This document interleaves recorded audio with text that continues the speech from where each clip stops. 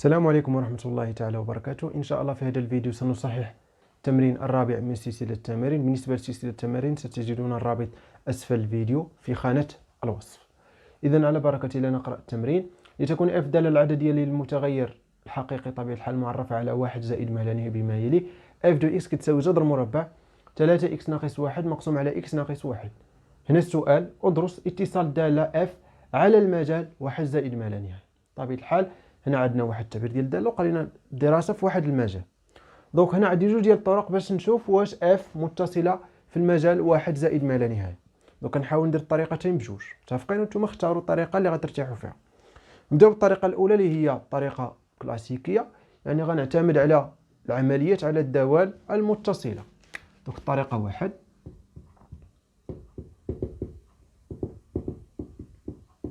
طبيعه الحال التعبير ديال اف هو جذر مربع 3x ناقص 1 مقسوم على x ناقص 1. متفقين؟ دونك هنا بطبيعة الحال غنشوف البسط بوحدو المقام بوحدو وغندير الدالة ديال الجذر وغندير المركب. متفقين؟ دونك لدينا الدالة x تعطي 3x ناقص 1 متصلة على داك المجال اللي هو 1 زائد ما لا نهاية، متصلة على 1 زائد ما لا نهاية. ولدينا كذلك لكل x ينتمي إلى 1 زائد ما لا نهاية كنلاحظوا أن هذه الدالة راها موجبة. متفقين؟ يعني 3x ناقص 1 أكبر أو تساوي 0. التعليل لأن x ينتمي إلى 1 زائد ما لا نهاية، يعني x أكبر قطعا من 1. هادشي يكافئ، دونك هنا غنضرب في 3 يعني 3x أكبر قطعا من 3 في 1 اللي هي 3. هادشي يكافئ، دونك طبيعة الحال غادي نقص 1 يعني 3x ناقص 1 أكبر قطعا من 3 ناقص 1 اللي هي 2، يعني أكبر قطعا من الصفر. نقدر ندير قطعا. متفقين؟ نفس الشيء مع المقام. ولدينا طبيعة الحال هذه لأنها دالة حدودية. ولدينا كذلك الدالة الثانية كذلك راه دالة حدودية اللي x ناقص 1 متصلة على المجال 1 زائد ما لا نهاية. متفقين؟ ولدينا كذلك لكل x ينتمي إلى هذا المجال 1 زائد ما لا نهاية لدينا طبيعة الحال x ناقص 1 أكبر قطعا من الصفر.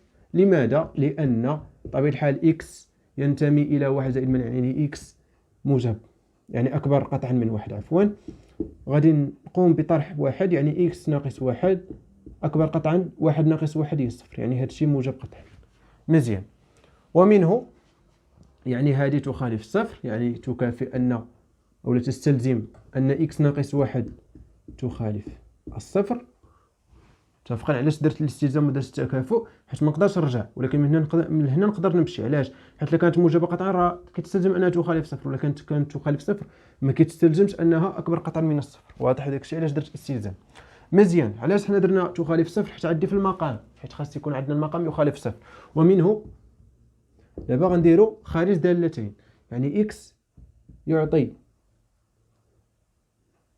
3x ناقص 1 مقسوم على x ناقص 1 دالة متصلة على المجال 1 زائد ما لا نهاية وموجبة عليه، موجبة قطعا عليه. لما؟ لأن البسط موجب والمقام كذلك موجب. موجب على موجب يعطي موجب، يعني هذا موجبة قطعا، يعني عندي الحق ندخلها وسط الجذر. ولدينا دالة الجذر مربع دالة متصلة على r زائد. بما أن هاد الدالة قلنا موجبة يعني عندي الحق ندخلها وسط الجذر، وبالتالي فاش غندخلها يعني غتكون عندي مركب دالتين، يعني غنحصل على التعبير ديال f، يعني وبالتالي f دالة متصلة على المجال 1 بلس انفيني لأنها مركب دالتين متصلتين.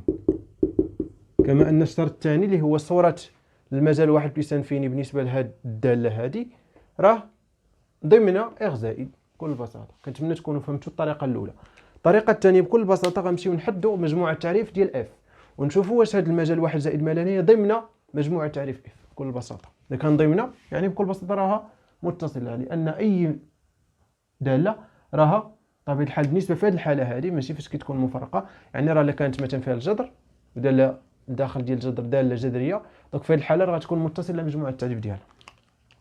دونك الطريقة 2 دونك غنحدو مجموع التعريف.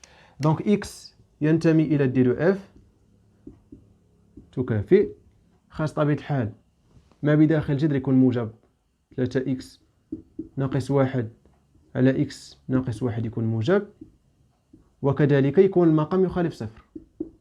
دونك هادو هما الشرطين. دونك نحاول ندير جدول الإشارة.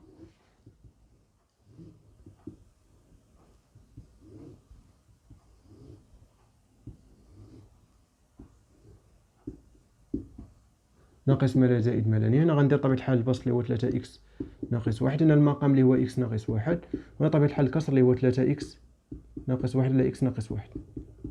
طبيعة الحال 3 اكس ناقص 1 كتنعدم فين؟ كتنعدم طبيعة الحال في 1 على 3، يعني غنحل المعادلة 3 اكس ناقص 1 نلقاو الحل هو 1 على 3. المعادلة الثانية كتنعدم اكس ناقص 1 كتنعدم في 1.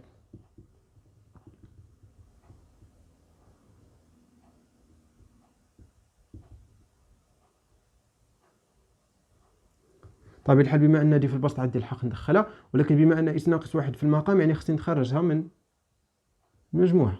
مزيان بهاد القطعتين العموديتين. دونك مزيان هنا إشارة أ يعني زائد زائد يعني العدد اللي مضروب في اكس، هنا عكس إشارة أ. هنا العدد اللي مضروب في اكس هو 1 يعني هنا موجب، هنا سالب سالب. سالب في السالب موجب، سالب أو عفوا الموجب في السالب سالب، موجب في الموجب موجب.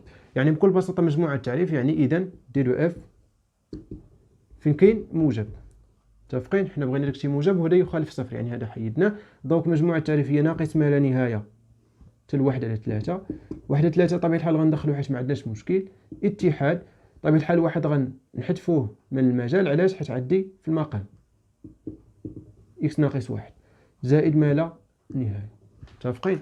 بما أن طبيعة الحال هذا المجال راه ضمن دي دو اف، بما أن المجال اللي هو 1 زائد ما لا نهاية ضمن الدي دو اف، إذا اف دالة متصلة على المجال 1 زائد ما لا نهاية بكل بساطة. نتمنى تكون الأمور واضحة.